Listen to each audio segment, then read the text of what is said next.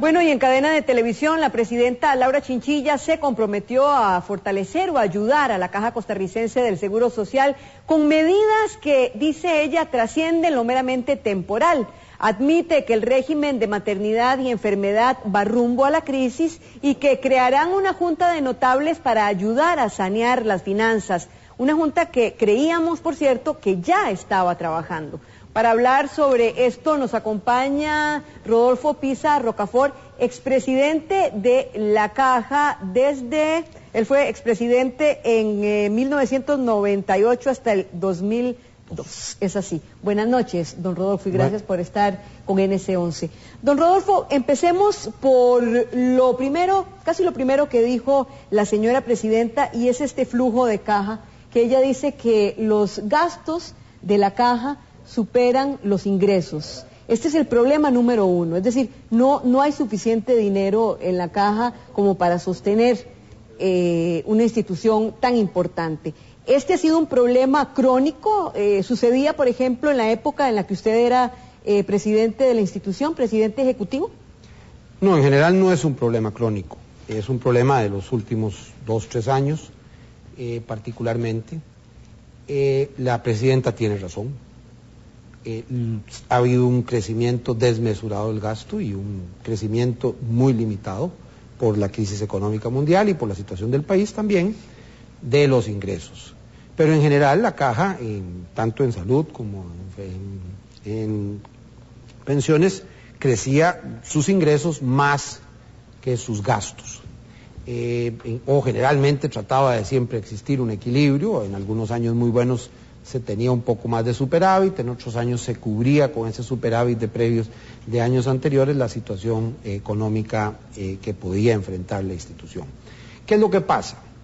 En los últimos, solo en el año 2008-2009, la Caja aumentó en su personal 4.229 personas.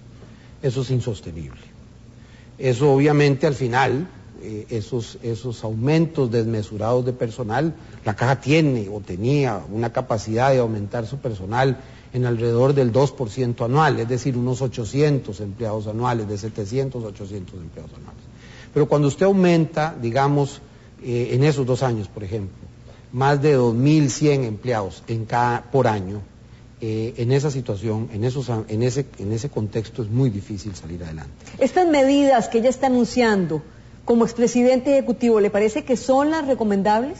Bueno, lo primero es, efectivamente, por un lado, inyectar un dinero de que debe el Estado a la institución para salir adelante, pero es verdad que no va a bastar. Hay que entrar a ver cómo se prioriza el gasto más esencial, no afectando derechos adquiridos, pero sí conteniendo el crecimiento de gastos, por ejemplo, el gasto de horas extras, de disponibilidades, etcétera, se ha venido aumentando de manera desproporcionada y eso no es sostenible. Fíjese que a pesar de eso, por ejemplo, de esos 4.000 empleados solo en 2 años, fíjese que esos son más de 1.000 profesionales en salud. Sin embargo, las consultas con especialidades, con especialistas, prácticamente son las mismas que en el 2002. Es decir, ahí ha habido un descuido en cuanto al manejo de los fondos. Yo creo que la institución tiene muchas fortalezas y tiene mucha gente muy capaz para poderle hacer frente a esa situación. La presidenta tiene razón en que hay que evitar un gasto desmesurado. Esas son las fortalezas y eso es lo que dice la presidenta, pero ¿cuáles son las debilidades? ¿Cuál diría usted que es el gran problema de la Caja? Bueno, hay por un lado el tema del derecho adquirido, es decir, del concepto de que uno puede ir creciendo desmesuradamente. Uno puede crecer, repito, un aumento de personal de 800, 700 por año, es posible sostenerlo, es posible aguantarlo. Ahora, ¿cómo hace usted cuando usted aumentó mucho más? Pues tendrá que contener, no abrir nuevas plazas por 1 año, 2 años, para poder volver a encontrar el equilibrio. Ojo, no respetar los derechos adquiridos, pero no ampliar ¿Los derechos nuevos adquiridos beneficios. de quién? ¿De los sindicatos? Derechos adquiridos de trabajadores, derechos adquiridos de la sociedad como tal.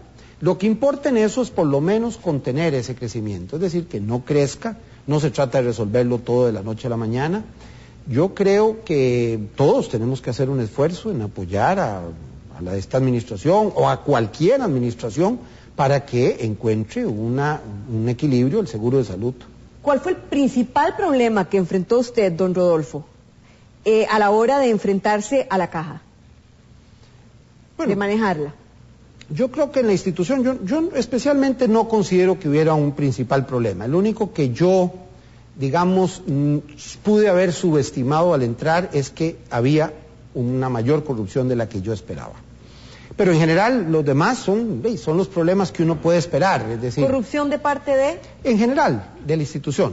La mayoría de la gente no es corrupta, pero con unos cuantos que haya en todos los niveles, la institución se ve en una situación complicada. Sin embargo, hoy por hoy, ese no es el tema principal. El tema principal es el desequilibrio financiero. Ese puede ser un tema subyacente, nadie sabe, a lo mejor es uno de los grandes temas de la caja, porque uno se pregunta, somos 4 millones de habitantes y no tenemos ejército, deberíamos de tener un sistema de salud ejemplar, no hay justificación de estar viviendo esto que se está viviendo hoy. Bueno, en primer lugar, el sistema de salud, aún así, con todos los defectos que tiene, es ejemplar en América Latina. El problema que tenemos es... repito, es más recientemente, es verdad que al mismo tiempo hay un aumento de los problemas derivados del cambio demográfico y epidemiológico. Claro, ella menciona 7 nuevas enfermedades, vamos a escuchar, hay una inserción de ella, tal vez si nuestro productor la pone al aire, porque ella menciona incluso 7 nuevas enfermedades que no habían antes y que consumen a un sector importante de la población. Bueno, pero eso digamos que eso es natural, los servicios de Escuchemos, don Rodolfo. Las necesidades actuales de la salud de nuestro país son muy diferentes a la de la Costa Rica que vio nacer a nuestra querida institución.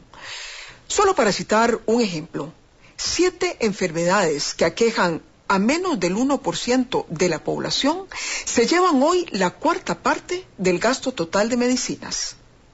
Pero ¿vamos a quitarle los medicamentos a estas personas? Más bien debemos ofrecerle a nuestro pueblo cada vez más y mejores opciones de salud.